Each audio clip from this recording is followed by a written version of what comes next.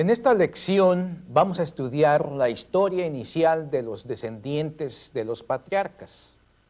Después de la muerte de los patriarcas Abraham, Isaac, Jacob y José, sus descendientes residieron en Egipto. Recordamos que José los había acogido y protegido en Egipto. El número de familiares israelitas que dejó José en Egipto fueron 70. Estos 70 prosperaron en los años siguientes. Las primeras generaciones de israelitas en tierras egipcias no recibieron ningún tipo de restricción, porque aún los egipcios y sus gobernantes recordaban que por José todo Egipto se había salvado de una hambruna espantosa. Pero pasaron los años, vinieron nuevas generaciones de egipcios y de israelitas, y de pronto se presenta el cuadro en donde los israelitas comenzaron a aumentar en número, al punto que los egipcios se alarmaron. Después, durante el gobierno de un faraón que no conocía el beneficio prestado por José al país, empezó a tomar precauciones para cuidar los intereses de la nación egipcia. Como resultado, la situación se tornó bastante tensa para los israelitas. Estos empezaron a sufrir opresión de mano de los egipcios. Es en este contexto histórico que la Biblia retoma con el libro del Éxodo el relato de la historia del pueblo escogido de Dios. También aquí es cuando Moisés recibe la atención principal por primera vez en el Pentateuco. Preparémonos a conocer la historia de Moisés. Y qué mejor que sea él quien nos cuente lo que pasó en su vida. Moisés, usted es quizá el personaje histórico más importante de todo el Antiguo Testamento. ¿A qué atribuye su importancia? Yo creo que se debe a que Dios me escogió para que Él hiciera grandes prodigios durante el tiempo en que viví. ¿Cómo cuáles prodigios? Como el rescate milagroso de su pueblo de la mano opresora egipcia. Como la protección que le brindó a su pueblo en el desierto. Como la dádiva de un pacto sellado con su Torá o ley, que se resume en los bien conocidos 10 mandamientos. Como la entrega de la tierra de Canaán, la herencia y cumplimiento de su pacto con los patriarcas. ¿Usted le da todo el crédito a Dios? Oh, sí, absolutamente. Soy consciente de que hay gente religiosa, judía y cristiana que sobreestima mi persona. Yo no quiero eso. Lo que quise fue servir gustosamente a Dios. Él me escogió para ponerme en un lugar prominente en la historia de su pueblo. Yo no tuve ningún mérito para ser merecedor de tanto. Bueno, usted ya ha mencionado grandes temas. Vayamos por partes. Primero, ¿dónde exactamente nació usted? Platíquenos de su familia. Mi familia proviene de la tribu, es decir, de los descendientes de Leví, uno de los hijos de Jacob. La Biblia es muy escueta para dar información acerca de mis padres. Dice que mi padre se llamó Amram y que vivió 137 años. Mi madre se llamó Jocabed. Tuve un hermano y una hermana mayores que yo, Aarón y Miriam o María. El tiempo en que nací y viví es muy discutido. Puedo decir que los expertos dicen que ha de haber vivido probablemente hacia el siglo XIII antes de Jesucristo.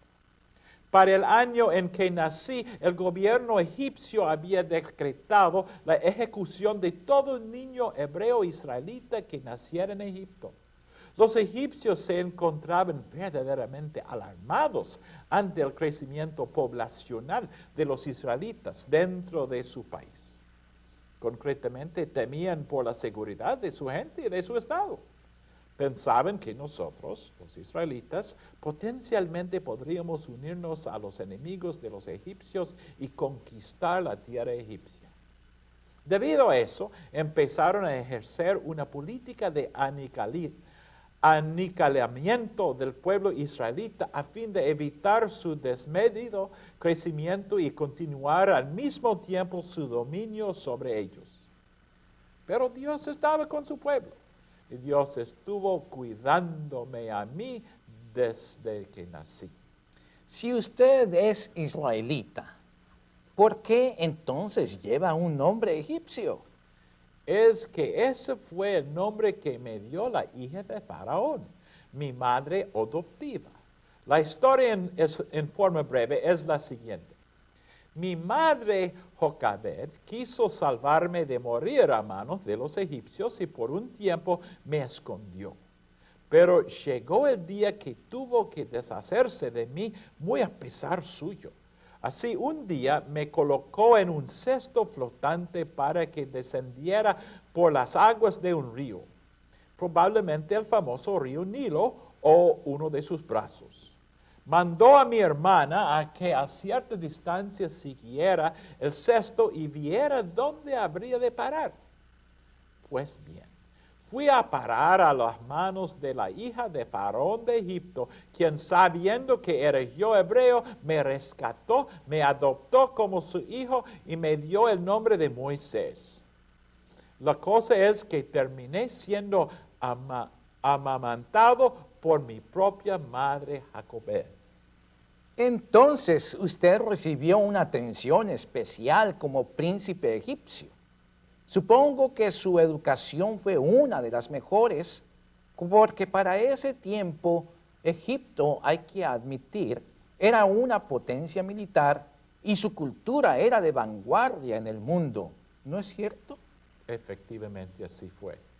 El faraón además me estimaba como a un miembro de su familia y junto con él toda la corte egipcia. Debo aclarar algo que me afectó posteriormente y casi me costó la vida. Como los egipcios no practicaban la circuncisión, yo no la recibí. Tampoco fueron capaces de ayudarme a remediar mi problema del habla, pues siempre fui un poco tartamudo. Pero un día, súbitamente, los egipcios dejaron de apreciarme. ¿Por qué? ¿Qué fue lo que hizo para perder su vida privilegiada en Egipto? Es que a pesar de que yo recibí lo mejor de la formación de la cultura egipcia, se puede decir que era muy consciente de mi origen hebreo. Siendo ya un hombre derecho y formado, observaba cómo el gobierno y pueblo egipcio trataba con mucha injusticia a los hebreos, a mis hermanos. ¿Me comprende? Hasta cierto punto. Pero, ¿qué fue lo que hizo para ganarse la ira del faraón como para querer matarlo? Ya le cuento ahora.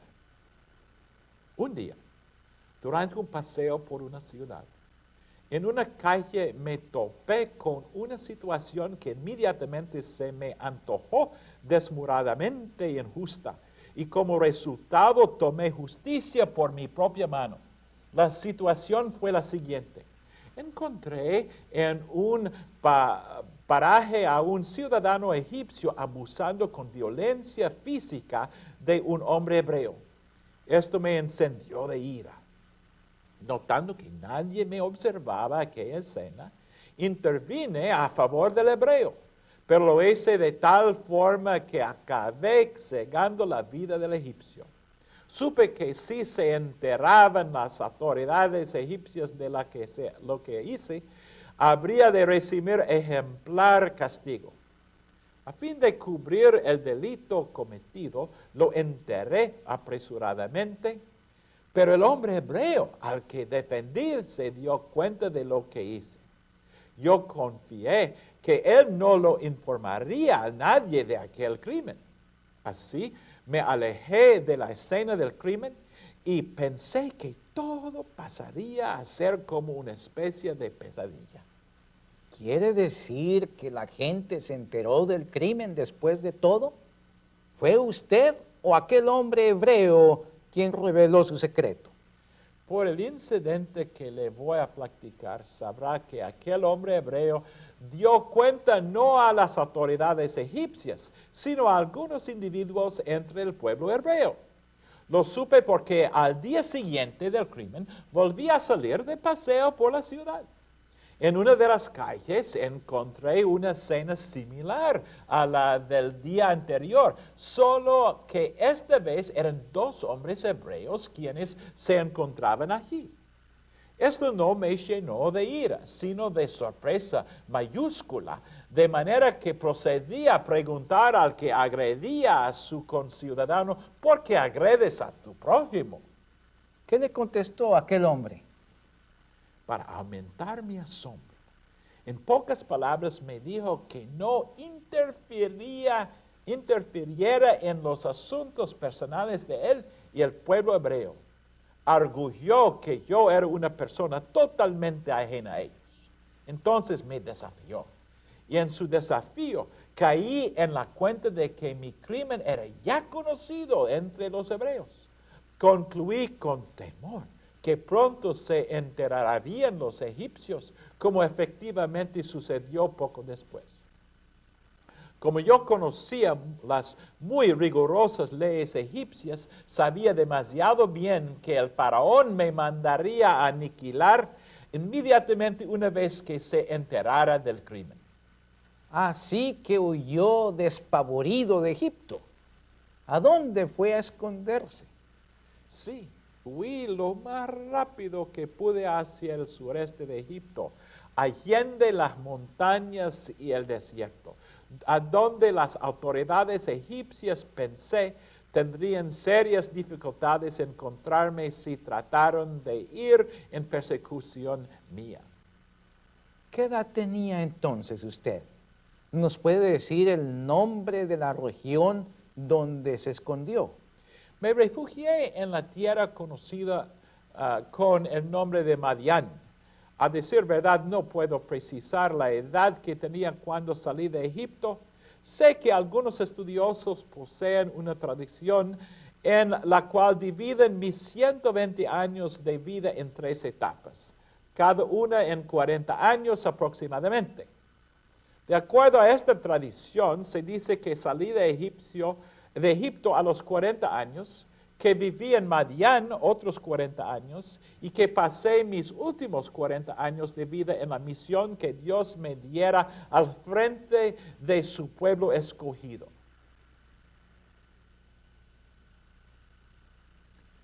¿De casualidad sabe usted cuál era el origen de Madián? ¿Cómo lo recibieron los pobladores de Madián? Viviendo en Madián, ¿cómo se ganó usted la vida? Los madianitas, un pueblo nómada y con seguridad religioso, probablemente provenían de Madián, un hijo de Abraham. En Génesis capítulo 25 leemos de eso. Gracias a que un sacerdote de este pueblo me albergó en su casa, los madianitas me aceptaron amigablemente. El sacerdote que me acogió se llamaba Reuel, aunque también se le conocía con el nombre de Jethro. Él se convirtió pronto en mi suegro. Me casé con su hija Séfora. De ella tuve 2 hijos, Gersón y Eliezer. Para sostener a la familia que Dios me dio en Madián, trabajé para mi suegro cuidando sus ovejas. Debo admitir que no me iba mal.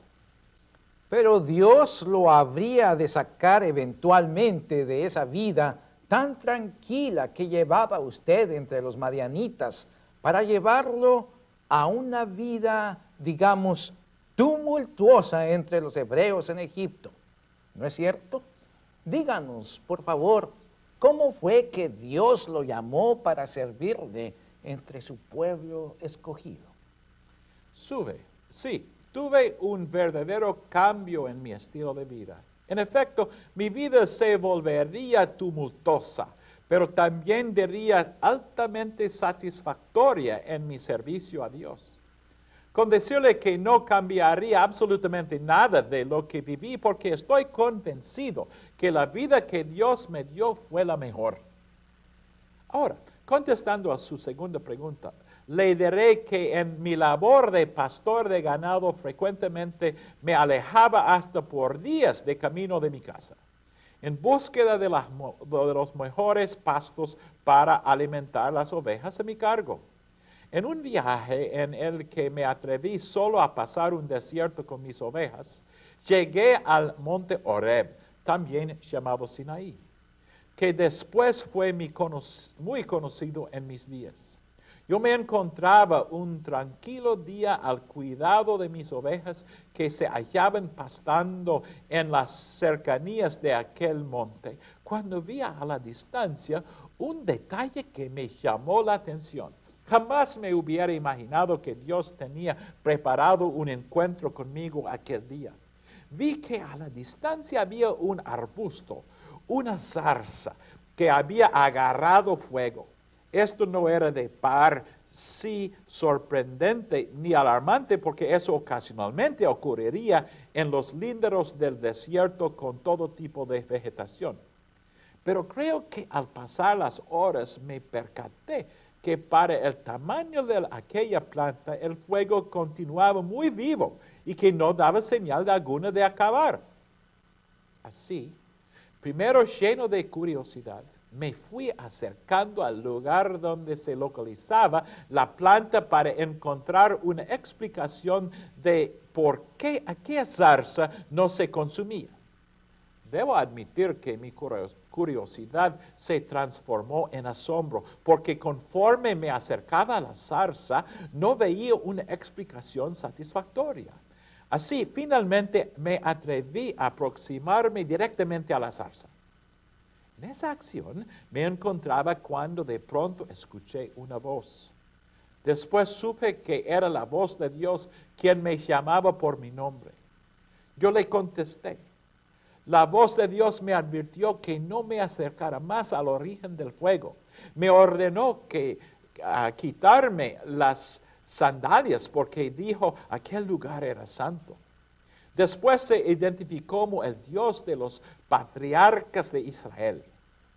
Cuando me reveló quién era, por algo que posiblemente aprendí de mi familia hebrea o de los madianitas entre los que vivía, reaccioné cubriéndome el rostro para no ver a Dios, a quien se me había dicho nadie podía ver y seguir viviendo.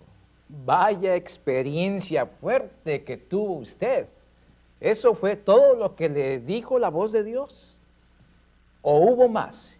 Y si hubo más, ¿cómo logró sobrevivir? Por la gracia de Dios, Él me siguió dirigiendo su palabra.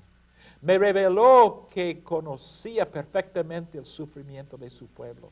Claramente me dijo que había determinado dar cumplimiento a las promesas que había dado a los patriarcas hebreos.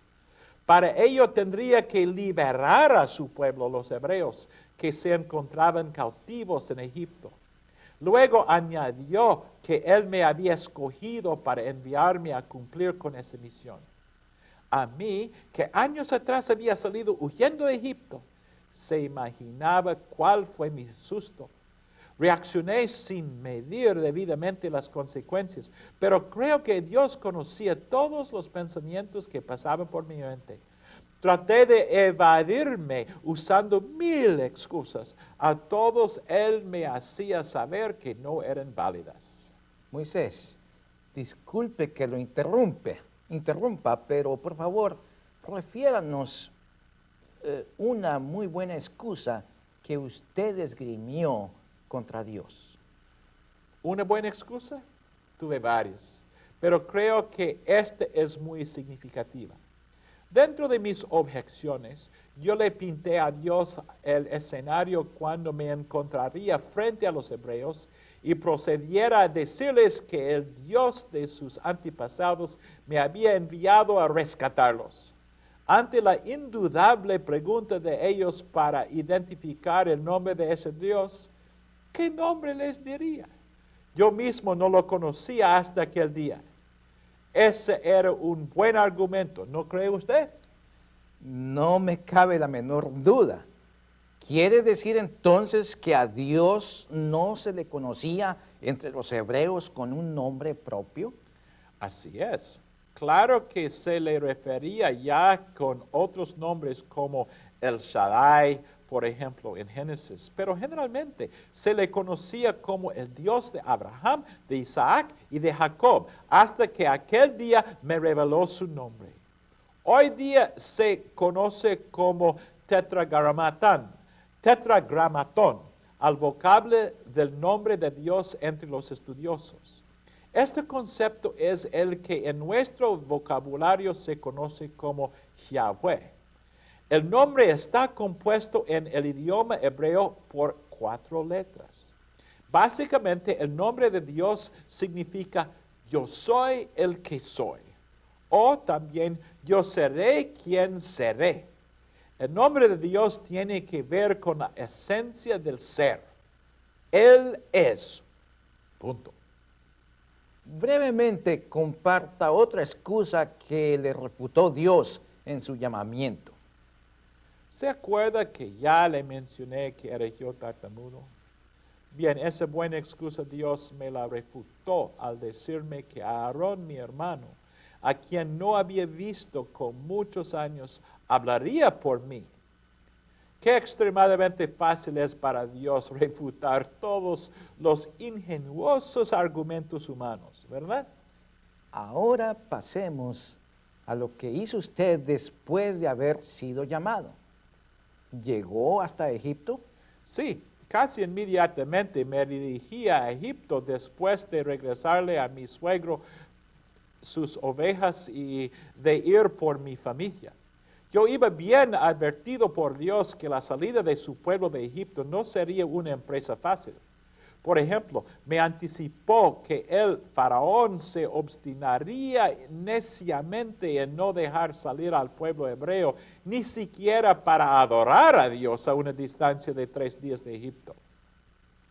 También me anticipó que finalmente saldría el pueblo hebreo cargado de riquezas que los mismos egipcios obsequiarían a los hebreos antes de salir de Egipto. Dios había planeado todo de tal manera que Él ejecutaría milagrosas señales en favor de su pueblo a fin de lograr su libertad de la esclavitud. Un propósito simultáneo era despejar toda duda entre amigos y enemigos de que la libertad de su pueblo sería una acción completamente realizada por Dios para dar así cumplimiento a las promesas de levantar una gran nación de los patriarcas, de llevarlos a una tierra que habría de entregarles y de acordar con su pueblo el pacto solemne de que Él sería su Dios y ellos su pueblo. Repito, la empresa sería pero muy difícil. Pero Dios me aseguró que Él saldría victorioso y que me llamaba para participar de esa victoria suya. Entiendo que Dios lo instruyó qué hacer en Egipto. También entiendo que Dios le indicó qué hacer en medio de una serie de plagas que se desataron para herir a los egipcios, mientras que los hebreos, mediante la protección divina, saldrían ilesos de toda plaga. ¿No es así? Por favor, cuente a los estudiantes algunas de esas plagas y la manera en que finalmente el faraón consintió en dejarlos ir. En total, fueron 10 plagas. Entre ellos estuvo la conversión de las aguas en sangre, la del granizo que acabó con toda cosecha de los egipcios, y la última fue la que Dios había preparado para dejar una lección trascendental, no solo a Egipto, sino a todo el mundo. Esa plaga fue la mortandad que se desató entre los hijos mayores de toda familia y ganado egipcio.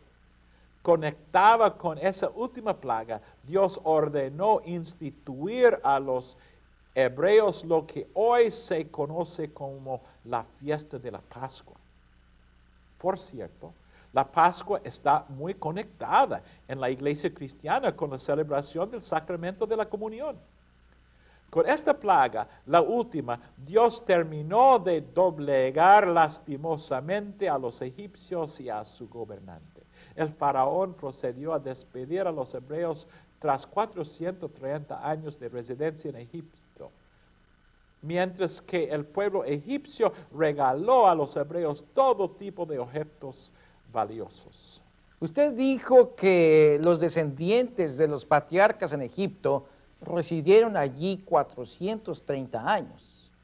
¿Cuántos eran en número los que salieron finalmente de Egipto? Que yo recuerde, no hubo ni un solo hebreo que se quedara en Egipto. Es más, cargamos hasta con los huesos del último patriarca, José, en capítulo 13 del Éxodo. De todas las tribus de Jacob se contaron 600,000 varones, sin contar niños. Estamos hablando de varones a partir de los 13 o 14 años. El número de mujeres creo que nunca se sabrá con exactitud. Y una vez que se encontraron libres al fin, ¿a dónde fue tanta gente? Dios nos indicó que los guiáramos en dirección de la entrada del desierto. Él sabía por qué. La salida fue realizada con cierta prontitud. Dios se manifestó frente a todo su pueblo. A fin de apresurar su paso, Dios proveyó una nube que guiaba a todo el pueblo durante el día. Por la noche proveyó una columna de fuego, de manera que todos veían el suelo que pisaban. Eso les facilitó su avance. Pero Dios todavía tenía preparado una sorpresa, tanto para su pueblo como para los egipcios. Él se manifestaría de tal forma que despejaría toda duda de la grandiosidad de su poder y protección hacia su pueblo. ¿A qué se refiere? Al hecho de que Dios movió al faraón egipcio a ordenar la persecución, captura y regreso de todos los hebreos. Para ello ordenó a lo mejor de sus fuerzas militares a ir tras los hebreos. Así sucedió que el pueblo hebreo, cuando se enteró que el ejército egipcio venía tras ellos, se llenó de gran pavor, al punto de que su miedo los llevó a iniciar una serie de quejas y lamentos que no acabarían durante todo el trayecto y el tiempo que les llevó llegar a la tierra prometida por Dios. Empezaron a demostrar claramente su naturaleza pecadora y rebelde contra Dios, y de paso contra mi hermano Aarón y contra mí, que en ese momento éramos los instrumentos humanos y visibles de Dios. Fue la actitud del pueblo hebreo la que me amargó por el resto de mi vida. Fue tal la rebeldía del pueblo que hubo un momento en que le solicité a Dios que me quitara la vida. Pero debo decir que mi relación con Dios se tornó más cercana, más íntima y más satisfactoria.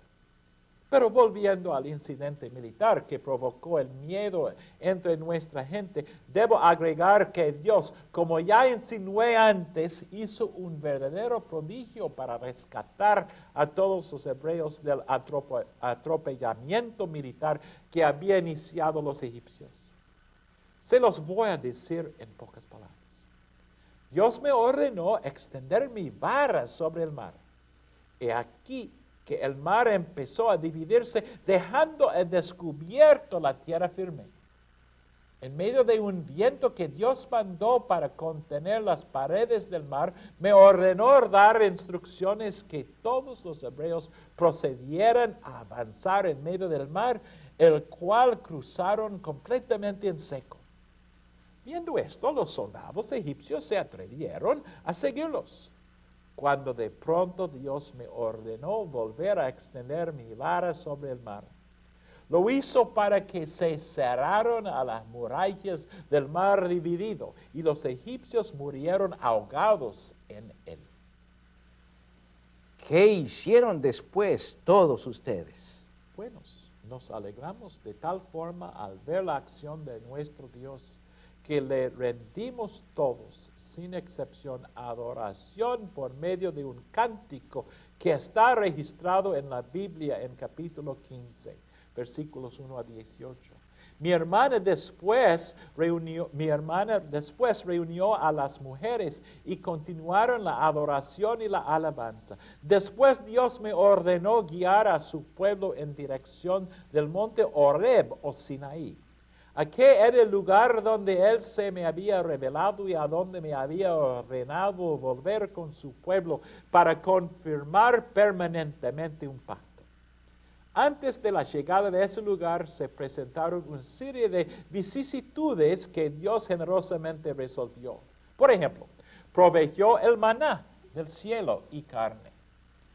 Provisión que por cierto duraría unos 40 años en el desierto. Y me habilitó a ser juez entre su pueblo.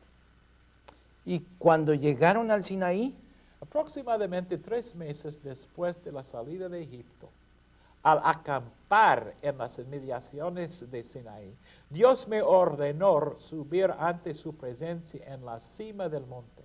Allí me reveló su voluntad y me hizo saber una serie de leyes que servirían para regular la relación entre Él y nosotros, su pueblo. Estas leyes no solo incluyen los 10 mandamientos, sino otras órdenes que regulan las relaciones éticas entre los hombres y las instrucciones sobre el culto a Yahvé.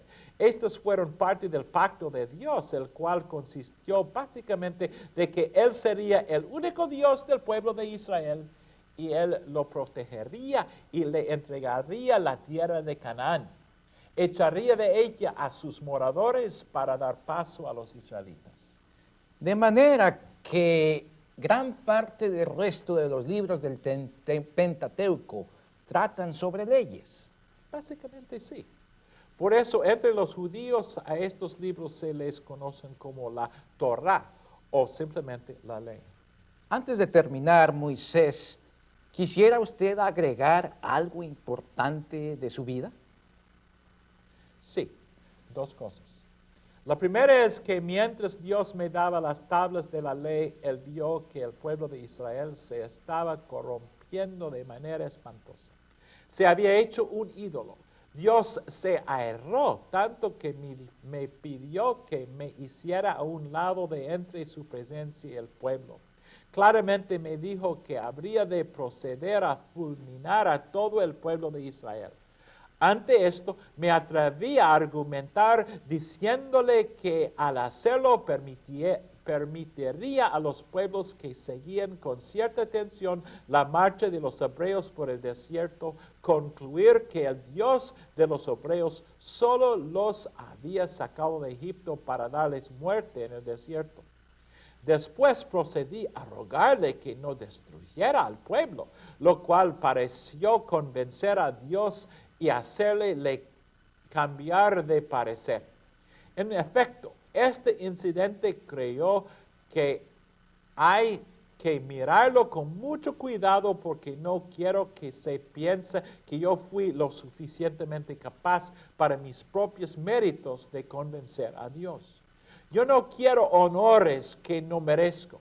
En cambio, quiero llamar la atención al amor y a la bondad extrema de Dios. Yo creo que la oración motiva a Dios a amar a su pueblo a pesar de la rebeldía de los seres humanos. Creo que debemos detenernos más a ver el gran amor de Dios para su gente. Este amor finalmente mueve a Dios a no causar daño a nadie de su pueblo. Pero tampoco quiero que piense que tomando en consideración todo el mensaje bíblico, Dios jamás terminará castigando al hacedor de pecado. Lo que la Biblia dice es que Dios sí castigará al pecador en última instancia. Mientras tanto, el amor de Dios ha hecho que Él mismo planeará la salvación del pecador por los méritos de su Hijo Jesucristo. Ya tendremos oportunidad de profundizar más en este plan salvífico de Dios en la medida que aprendamos más de Dios y su palabra.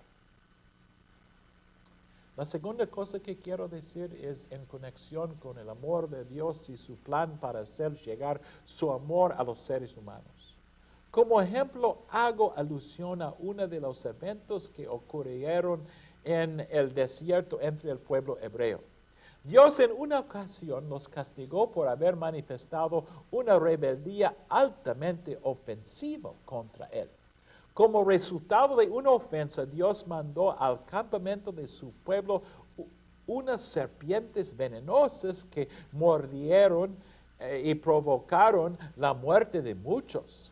La gente no tardó en darse cuenta de su pecado y solicitó la pronta intervención de Moisés frente a Dios a favor del pueblo. Respondiendo, Dios mandó una solución a la muerte segura de los que serían mordidos. Hizo que se fabricara una serpiente de bronce y que se levantara a la vista de todo el pueblo para que una vez que una persona fuera mordida por una serpiente, ésta tan solo levantara su mirada en dirección a la serpiente de bronce y por medio de esta acción fuera sanado. Aquí una vez más puede verse el amor de Dios hacia su gente. Sin duda, Él quiere la salvación de todos. De hecho, Él ha provisto la salvación de toda la humanidad en su Hijo Jesucristo, quien de la misma forma fue levantado en una cruz para ofrecer su vida en expiación por los pecados del mundo. Esta es una expresión de amor de Dios, expresión de que sin duda nadie puede considerarse suficientemente digno de ser objeto. Moisés, para dar por terminada la entrevista, cuéntenos sobre sus últimos días en la vida. Dios me concedió un privilegio enorme al tener una relación muy estrecha con Él en los últimos años de mi vida. No sentí el tiempo acumulándose en años. Permanecí fuerte y mi salud jamás fue diezmado. Sin embargo, el plan de Dios para mí fue que poco antes de entrar el pueblo de la tierra prometida, la tierra de Canaán, me permitió divisarla a la distancia. No me dejaría entrar a la tierra prometida. Me dijo claramente que mi fin estaba próximo. Escogió a Josué como mi sucesor, a quien mostré a todo el pueblo para que no hubiera la menor duda de quién era el que Dios había escogido como la persona que dirigiría a su pueblo en la entrada y eventual conquista de la tierra de Canaán, allende el río Jordán. Después de mis alabanzas a Dios, bendiciones al pueblo, Dios me llamó ante su presencia cuando yo tenía 120 años de edad. Nadie supo dónde fui enterrado por Dios. Espero que ustedes, como yo, sean privilegiados por Dios cuando Él usa sus vidas para su gloria y propósito.